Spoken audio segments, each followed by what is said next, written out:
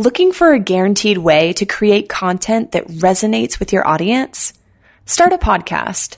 Interview your ideal clients and let them choose the topic of the interview. Because if your ideal clients care about the topic, there's a good chance the rest of your audience will care about it too.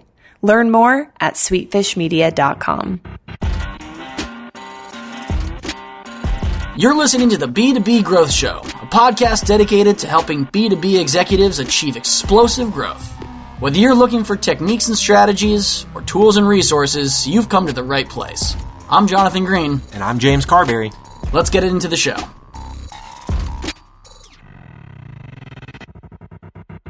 Welcome back to the B2B Growth Show. Today we are joined by Gabe Larsen. Gabe is a repeat guest of the B2B Growth Show, so we are excited to have him back. He is the Vice President of InsideSales Labs. He is also the host of the Playmaker podcast. Gabe, welcome back to the show. Oh, man, it's great to be back. I got to admit, Jonathan, we've been running our podcast now for about a year, have 140, 150 episodes, but a lot of that is due to a lot of the coaching that you and James Sweetfish Media has done. So we've been having a blast on the Playmaker podcast, and again, appreciate all the advice and the support you guys have given. Well, thank you so much for that. We do really appreciate it. Your enthusiasm is infectious, so it's fantastic to have you on the show. I know you're getting over a little bit of a cold, so thank you for digging deep and joining us today. We are going to be talking about the three things that you need to perfect your sales cadence, and I think that the sales executives that we have in our audience are obviously going to get a lot out of this. I think the marketing executives are also going to get a lot out of this content. We're going to tie it back to marketing. But before we get into all of that, Gabe, why don't you just tell us a little about what you and the InsideSales Lab team have been up to lately? Yeah, a lot of people are like, what the hell is InsideSales Labs? You guys have white coats and good-looking lab assistants. And the answer to both of those is actually no. InsideSales Labs is really our innovation arm at InsideSales.com. It's our research, experimentation, and best practice. And so once a month, we do a research report. We actually just got highlighted in the Harvard Business Review for one of the research reports we did. We run experiments. So we try to figure out what's working kind of in sales and marketing. And then last but not least, we publish a lot of that around best practices so that our clients and prospects can recognize stuff that actually works. That's fantastic. And recently, you've sort of done a very in-depth study, research project about sort of sales cadence, exactly what we're going to be talking about today. So you're definitely the person that we need to have on the show talking about it. Gabe, I'm going to let you sort of take it away. What are we going to be talking about with sales cadence today? Yeah, well, you and I were talking pre-show a little bit, and this is a problem in the market. A lot of people are always trying to figure out, especially on the marketing side, how do I generate great leads? How do I get them? How do I get people aware and curious and kind of down that marketing funnel? The thing that's often overlooked is we spend all this time and a lot of money, a lot of dollars per lead generating the lead. And then as a marketer or as a salesperson, we kind of let it just go with whatever. Meaning, we let the sales team follow up with leads in whatever fashion or manner they prefer. And so what we did is we wanted to say, hey, let's see if we can do a deep dive into this. Let's see if we can study. And we actually looked at about 9,000 companies. And we did what we call 14,000, a little over 14,000 cadence audits. Now, what that means is we actually created real people, real companies, real websites. Went on to the Fortune 100, a lot of companies' websites went on to their most relevant lead form, whether that was a contact us, a free demo, something to basically get a response back from them.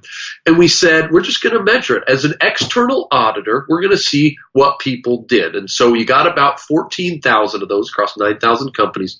And really we wanted to figure out how well are people handling marketing spend when it comes to lead generation. Yeah, and it's so important because you invest all of this time, money, effort on the marketing side, and you don't want that to just disappear. I mean, this is this is completing the circuit here. Well, and that's the problem. When we go out and visit these companies, a lot of these sales reps or sales development reps or whoever's designated to follow up on marketing spend, they'll say, hey, how many times should I attempt contact? Or what methods are most likely to result in a conversation? Or what messaging will resonate with my potential buyer? And there's this disconnect between sales and marketing. And oftentimes these people are feeling pretty empty-handed when it comes to what is best practice and how can I make sure we maximize that spend. Yeah. And so one of the first things that we're going to talk about then today on this episode is you've sort of put together the 5 components that actually make up a successful cadence. One of the real interesting things that came out of this study, one was certainly this concept of what is a cadence. Sometimes people, marketers, salespeople will say, hey, what's your cadence? And there is some sort of a general agreement, I believe, on what that means. But we wanted to go deeper and see if we couldn't actually get a solid definition and then really bring to the surface what the DNA of a cadence was. And so we're on about our 43rd round on the definition here. But to us, just to make sure we're on the same page, a cadence is a sequence of activities to increase contact and qualification. Some people are like, did that really take 43 times to get? Yes, it did. Too many cooks in the kitchen, but a lot of meat in there. A sequence means data. It should be more data driven. When it comes to activities, you got to recognize that the days have changed. There's actually multiple types of activities. You have phone and text message and voicemail and email and social and mailers. Text message and mailers being 2 that are really coming into kind of the light, especially in different industries. And then when you think of a cadence, it's not just about getting somebody on the phone with the contact rates, but it is about qualification. If you do a cadence right, you can educate your buyers so that they are more likely to jump into that sales pipeline and move down the process. So when it comes to sales cadence, that's kind of our definition. And that was really helpful for us just to start to build a common language when we talk to different people about, well, what is a cadence? Then we took one step deeper and said, okay, if that's the definition, what really is the makeup of a cadence? So we went out there. You'll find this funny. We go out and do some research, and we found a couple things, and I won't name these studies, but and we were looking again just at the marketing side, how people are responding to inbound leads. But we looked at one study that said the average rep says that they touch a lead 15.5 times. And we said, oh, interesting. That's a survey. I wonder what the real data is. So we dove a little bit more. And we found that, again, based on research, the average rep says that their cadence lasts 20 days. So we said, okay, so maybe part of the DNA of a cadence is total touches and maybe duration, how long they go. But is there something else that really makes up a cadence? And long and short, it's a long-winded answer, but we came out with these 5 pillars, and it really is attempts. That's going to be your total number of touches over a given period of time. Number 2 is media. That's the media pattern that you're going to use. So are you only using email? Are you only using phone? How do you mix and match phone, email, and social? Number 3 was duration. So that's going to be the length of time from start to finish, first touch to last. Number 4 is spacing, and probably the most missed is spacing, the time gap between attempts. We're seeing that there's some real best practices on spacing. And then last but not least, number 5 was content. And that's basically the messaging you're going to use in that email, in that voicemail, in that initial conversation. Well, and it's interesting, I mean, that you have defined sort of these 5 different components, but I mean, even just thinking through, there can be so much variation, interplay amongst these components. I mean, the way, the number 2, the media pattern, you're going to see more successful using a certain kind of spacing and pacing. Number 4, then, if you were doing email versus, whatever it is. I mean, it is a quagmire. I mean, there's so much information there. And you can mix and match stuff. But the great thing is, Jonathan, is that you can, at least for us, because, we offer some technology to help people optimize their cadence. And truthfully, before this came out, I was a little unsure of maybe how to sit down with someone and really build a cadence. But these 5 pillars just give me a great roadmap and say, hey, let's talk about your attempts or your pattern or your spacing and your duration. It allows me to kind of get deeper than I think what was typically done in the past, which is, yeah, let's just, maybe start reaching out to them type of thing. Right? Yeah, that's fantastic. So I love this breakdown. You've got the 5 components. Gabe, let's talk a little about the industry benchmarks then. Yeah, so I want to get into the benchmarks around these 5 pillars. So the interesting thing was, let me just kind of go through the high level. As I mentioned, I just thought this was so fascinating, Jonathan. It just shows you kind of the bias that we often have.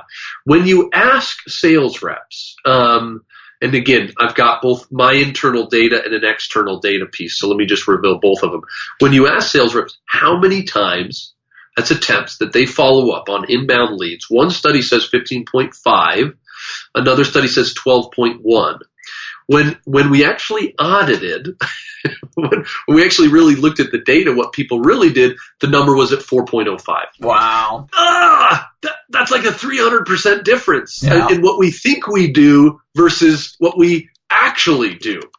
I mean, if nothing else, if you get nothing else from this show, I dare you to go and figure out what your people think they do versus what they're actually doing with your marketing spend, aka leads that are generated. Because if that's true in your organization, that's an incredible number, a 300% difference in what people say versus what they actually do. Right. Well, and I think naturally the tendency would be to, sort of overestimate what you're doing. So it's not surprising, but it is jarring. It is still, to hear those numbers is certainly, throws into stark contrast what we're talking about. Well, and I'm that type of guy who says, I think I go to the gym, 10 times a week, but I never actually get there. I get that problem. But I just, it's daunting to see that I'm not the only one. So that's just on number of attempts. Let me just go through the others just so you can kind of get the idea here. When it came to duration, that was the second thing we talked about. Reps saying typically their duration is 20 days. We found that their typical duration is actually 4.89 days. So significantly different there as well. Now, I won't bore you with everything. I'll just kind of whip through this. So again, attempts are at 4.05. That's the industry average. Media is heavily dominated by email. Most people are sending just a couple emails as their follow-up cadence. Duration, as I mentioned, is at about 4.89 days. Spacing is at about 5 days. And then content, interesting on this content, the average prospecting email for inbound leads, and this is trying to take away marketing generated leads. So the team really spent a lot of time to get anything that said, at marketing or from marketing and tried to find the exact rep name. Average length was 362 words with voicemails being right around 23 seconds. So that's kind of across those 5 pillars what quote unquote the industry averages would be. So, Gabe, do you have any insight then as to the effectiveness? If these are the industry averages, is that are people doing what they're supposed to be doing, or are those numbers? Should those numbers be somewhere else to be successful with your cadence? Yeah, that's a great follow-up question. So, the great thing about this study was, some people said, hey, well, if you pulled data from my sales force, a lot of my guys don't track their activities. So I'm sure the data was wrong, and one of the reasons this study was designed the way it was to try to be the reason we called it an audit was because it was very much like the IRS coming in externally. This is not how you cook your books. This is having an auditor externally come and say, hey, everything was looked at outside of your organization. So it was great to be able to say no strings attached. This is what people are doing, and we don't have to deal with the bias of your, maybe crappy data or what your rep said versus what they didn't say. This is literally what our machine caught, whether you like it or not. So that was great.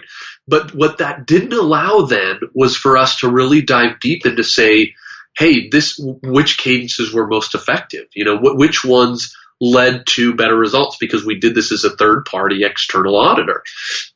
So then we had to kind of jump back in and say, let's see if we can't figure out if this is industry average. Let's go study some companies and figure out what cadences are actually leading to better results. And so we jumped into a handful of companies, our own company included, and tried to figure out, what does now industry average versus great look like?